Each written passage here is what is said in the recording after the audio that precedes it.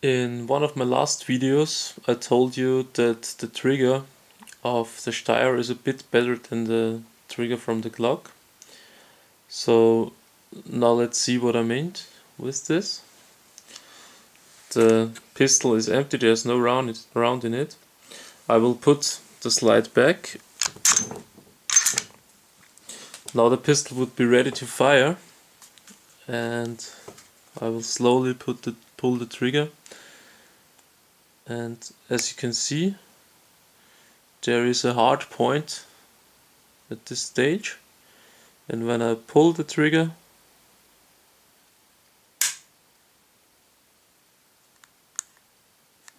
then I have a smooth point when the firing pin breaks.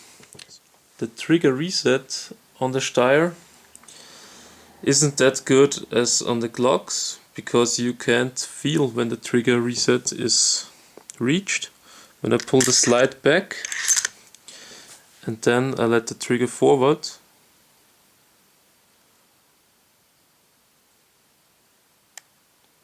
now the trigger would be reset. And as you could hear and see, it wasn't easy to recognize that. Same thing, the gun is empty, it's not loaded. I pull the slide back. Now the gun is ready to shoot. I push the trigger, and here it begins to be hard. Also hard. And now the trigger shot the gun. The point when it goes back isn't that clear as on the Steyr, but as I told in my comments, this isn't very necessary for this kind of pistols, because they are not for sport shooting, they are for self-defense. But there's the possibility to tune the trigger on the Glock especially, and then you get a closer point. And now let's see the reset. When I pull the slide back, let it forward, and then the trigger goes forward again,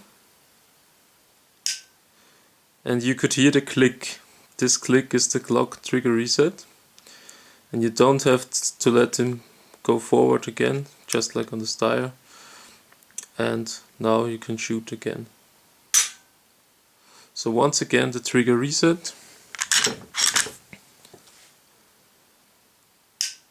You can feel it and you can hear it on the Glock, and that's a big advantage against the Steyr trigger. The Glock has a trigger safety.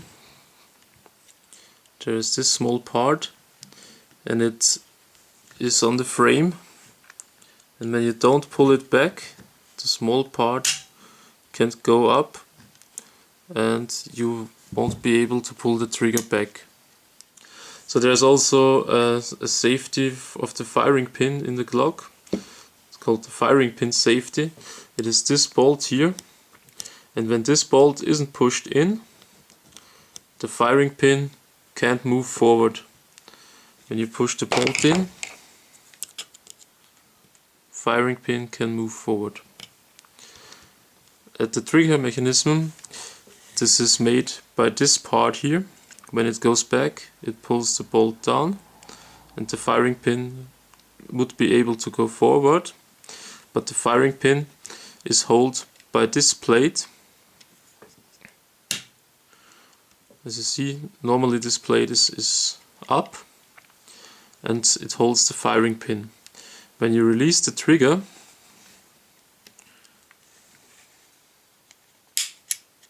so this is how it looks normally. When you pull the trigger, this goes back and then down, and the thing who causes that this plate can go down is this little part here. As you can see, it can't go down because there is polymer, and you're not able to put this down. When it goes back, there is more space in the polymer and the plate can go down. The repeat action is because of the slide. When you see this humper here, it goes on the connector. When the slide goes forward again, it puts pressure on the connector, and this will cause that the firing pins, the trigger spring, puts pressure on it and pulls it back, and then the plate goes up. And when the trigger goes forward again, because of the movement of the slide goes forward, and the firing pin takes the plate, and so the trigger mechanism with him, and the trigger is reset again. Very simple system, but if you have to invent it, I wouldn't know if I had these ideas like a stone clock had. So now let's have a closer look inside of the Steyr.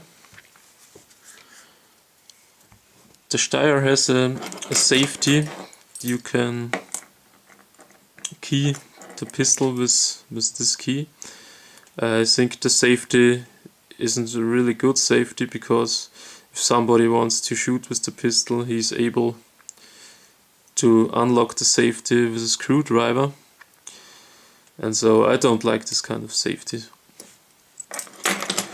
To field strip the Steyr pistol, you have to pull the safety in and go with this part forward. And as you saw, the slide comes forward, and you can take the grip off. To get the trigger mechanism out, because you can't see, when you just look at this, you can't see what happens inside when you pull the trigger, so you have to take it out. There is a mark here, and you put this part just close to the mark, and then you can take it out. Now you can take out the trigger mechanism and the trigger housing. Therefore you have to put this down again. Just go to the half and be careful, because there's a spring inside. Put the finger here, and now you have the safety in your hands. And on the other side there's also a spring, so put your thumb here. As you see, it's here, and here is the trigger mechanism housing connected with the frame. And when you pull it out, you have a spring here. The spring is for the slide catch, and give it away, because there's a high chance to lose this spring if you don't be careful. So let's see what happens inside. Here we have the firing pin.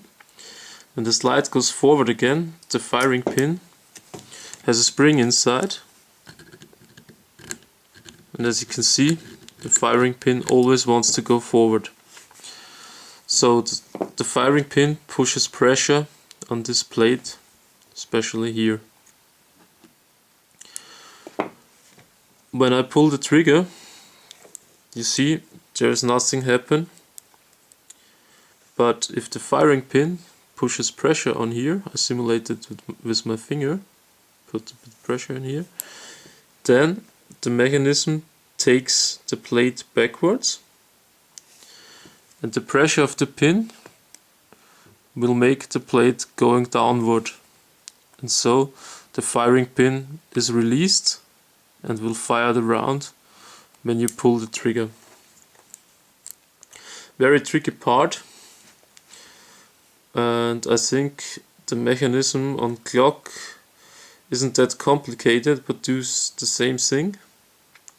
And what I'm missing at the Steyr is the firing pin safety.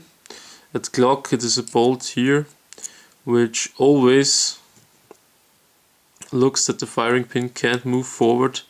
Only if you put the trigger it will go forward.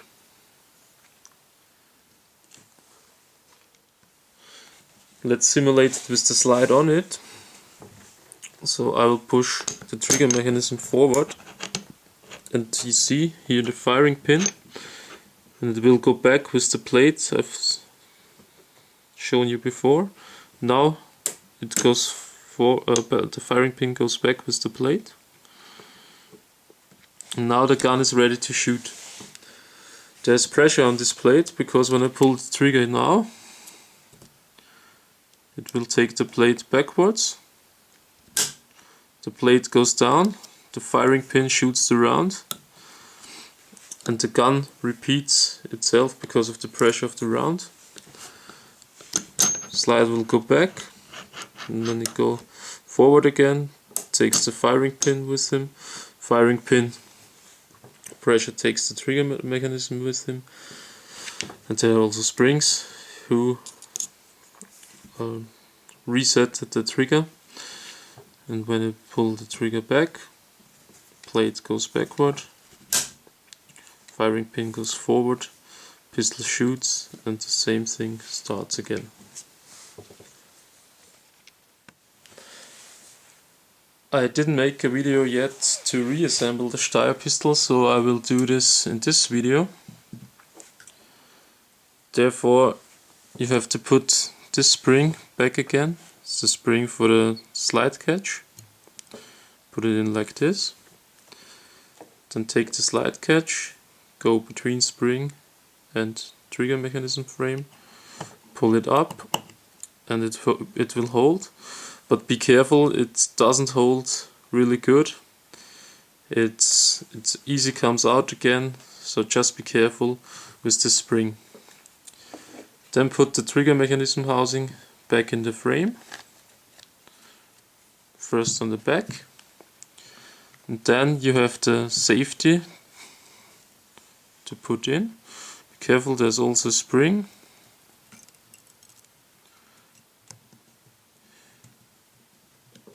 Just push it in a way how it is at the moment.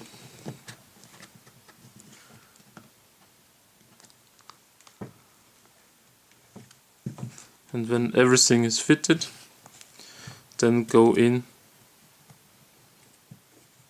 to the frame. As you can see, everything's perfect.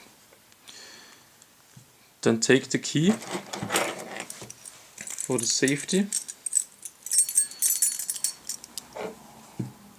and just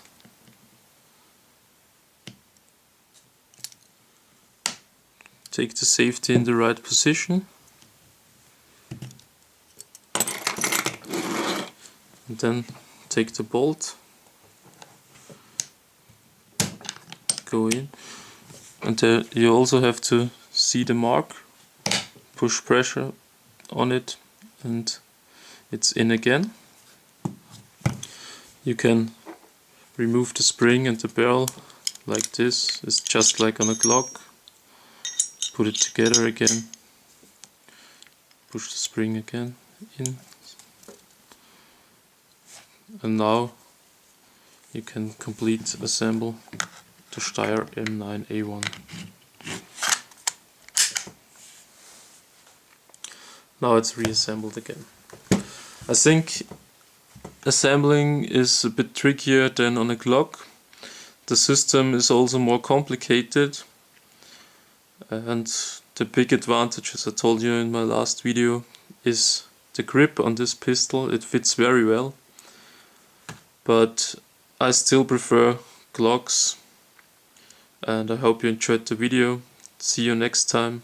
Bye bye.